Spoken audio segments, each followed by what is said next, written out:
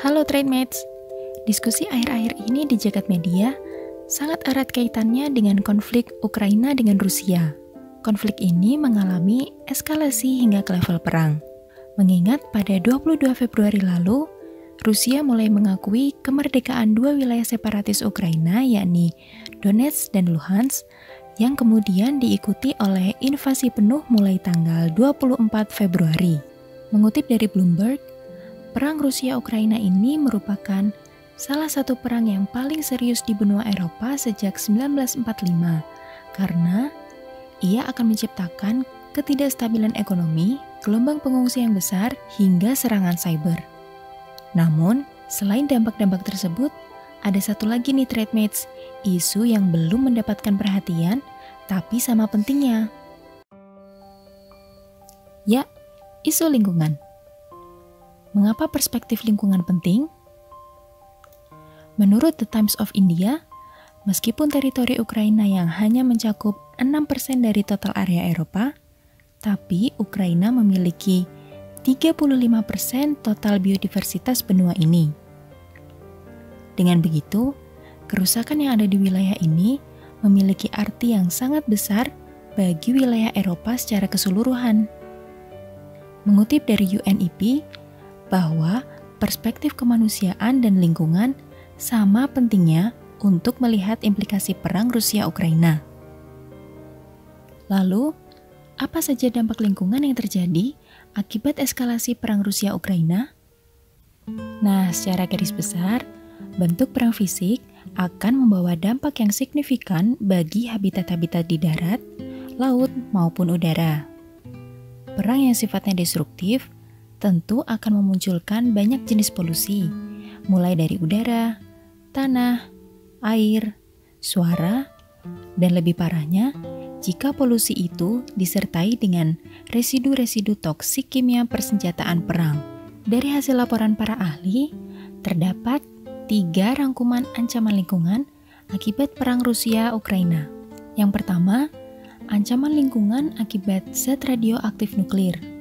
Ketika Rusia berhasil menguasai wilayah pembangkit Chernobyl, terdapat ketakutan apabila perang yang dilakukan di wilayah itu akan merusak fasilitas inkubasi wilayah tersebut.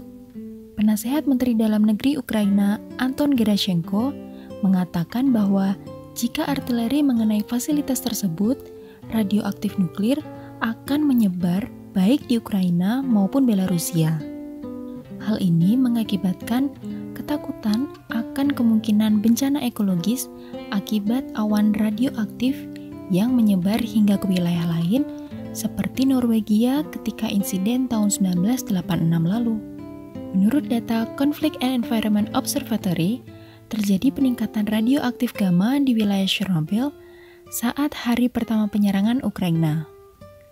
Ditakutkan, beberapa pembangkit listrik tenaga nuklir yang ada di Ukraina ketika menjadi sasaran penyerangan akan mengalami hal yang sama dengan tragedi Chernobyl yang pernah terjadi.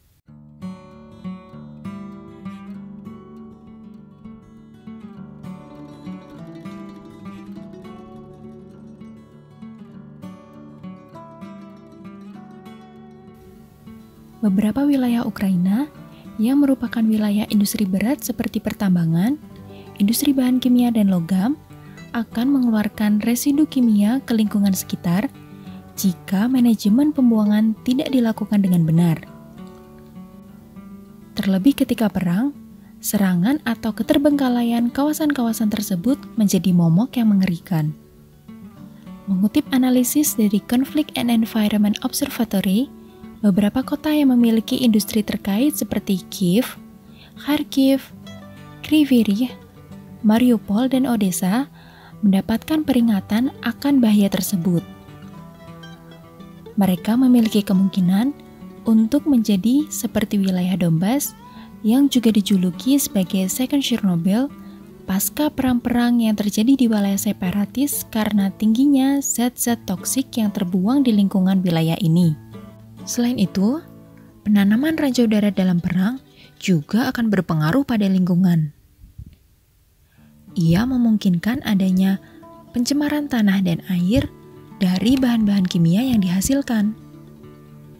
Belum lagi penyerangan yang terjadi di hutan-hutan yang tentunya akan membakar wilayah tersebut dan berpengaruh terhadap kekayaan biotik yang ada. Nah, Trademates, ketidakpastian eskalasi konflik kedua negara ini, jika berkepanjangan, tentu akan memiliki dampak yang sangat buruk bagi lingkungan tempat terjadinya perang.